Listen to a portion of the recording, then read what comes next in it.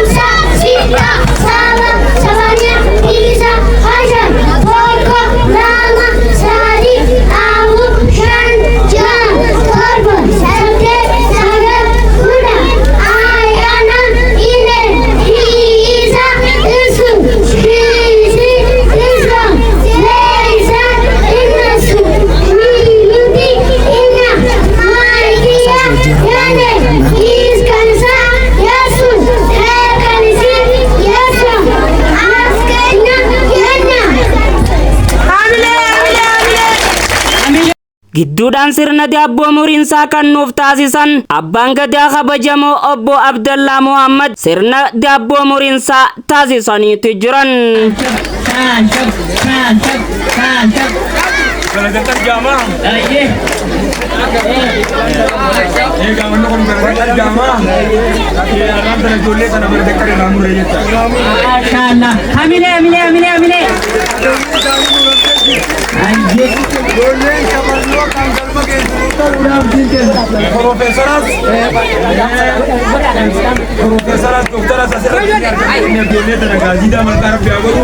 Amin. Pure gadar biagodu. Amin. Kala kala ga kamanten de biagodu. Amin. Karade finta badar biagodu. Amin. Shanjira lecha ta waduran da benere biagodu. Amin. Pure gadda ta waduran kanere biagodu.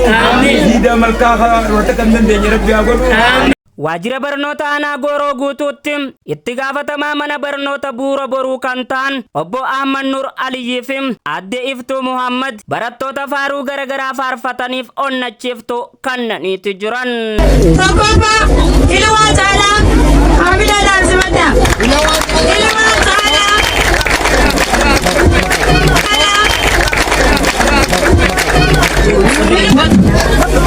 Motornya cipu beradu. Ambil. Awasnya mereka cacok. Berat ilmu cara. Mulia Tindana.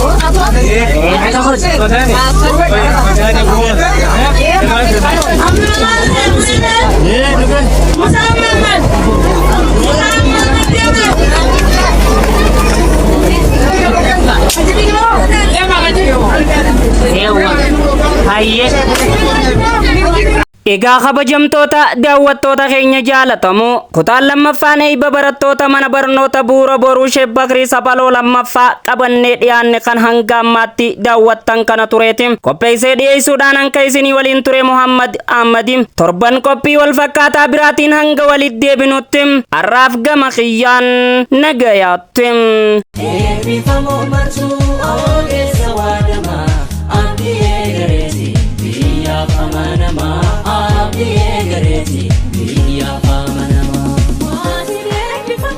Baga garmadani